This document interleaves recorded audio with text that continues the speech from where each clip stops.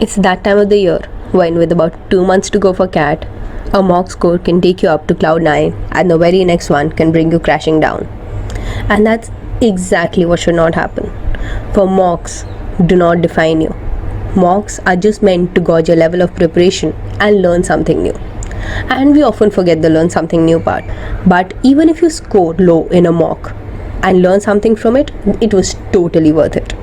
In fact, not analyzing a good mock can often do more harm than not having a good score. For me, with about 2 to 3 months to go for CAT, I was nowhere where I'd hoped to be.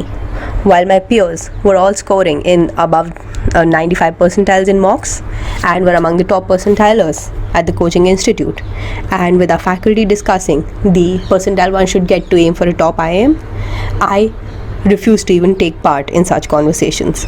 I could hardly score any more than 80 to 90 percentile even at this time. Knowing how critical it was, it demotivated me even more. However, while these low scores demotivated me, I never let them define me or fall into the trap of thinking that I will not be able to achieve my dream of joining an IIM this very year, because I knew that these mock scores are just mocks. They're just a test and they're not what I am capable of, and they do not define my potential. And the same goes for you. If you succumb to this pressure, that is where you really lose. You don't lose because of a low mock score. No test score over here or anywhere in the world can tell you of what you are capable of. But if you begin to perceive yourself or view yourself differently because of this low test score, then that is where you lose out. Do not let any number ever define you.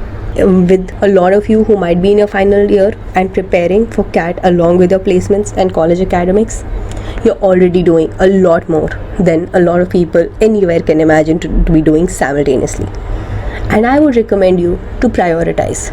Decide on one or at most two things and give it your best. Think of what you want to be doing a year from now. Where do you see yourself? Is it working somewhere? Is it your dream company? Or in a B school doing an MBA? And put your best foot forward.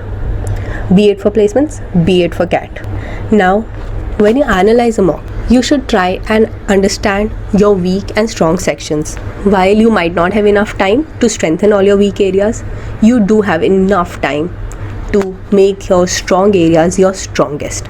Something where nobody can ever defeat you. Analyze the areas where you can give your best and which will going to be the ones that will make or break your score. CAT has never been about attempting all the questions. It's about accurately attempting the ones that you do. Then find your strategy. Give as many mocks as needed, irrespective of the score. Even if you score well or you do not score well, keep giving mocks and use these mocks to determine a strategy. The strategy could be going through the questions first, then attempting, or choosing which ones to answer and then working them out. Try a different strategy in every mock. You might run out of time or mess it up, but then again, it's just a mock. Give each mock with the attitude of that is just a mock, and it's meant for you to experiment with and learn from.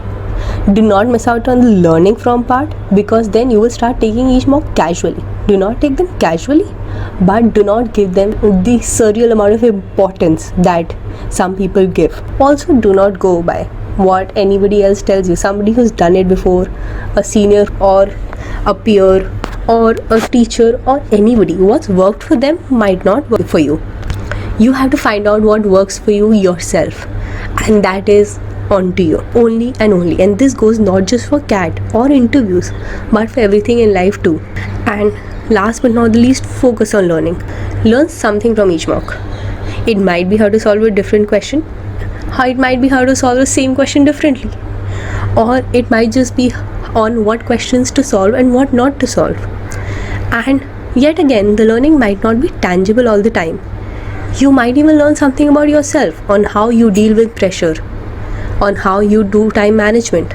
And these learnings are far more important than learning how to solve a question, because they will help you not just in the real exam but also in life. Learning how to handle stress and pressure would prepare you for MBA and not just CAT. Now, if we look at why mocks and final exam are different, they are, firstly, mocks are made slightly harder by coaching institutes so that you are prepared for anything and everything that CAT throws onto you. And that is what it should be. However, you should not become complacent because of that. This is all the more reason for you to work hard and be prepared for everything and anything in life. Secondly, a lot more people will be sitting for the actual exam than the mock. So mock percentile is not at all indicative of what you may actually score. Finally, if discussing your mock scores demotivates you or your friends' mock scores demotivate you, walk away from such conversations. You are not obligated to anybody to discuss your scores with them or to hold conversations that discourage you or make you feel that you are not worthy enough. Trust me, people understand, and also your potential is way more than what a single number can define.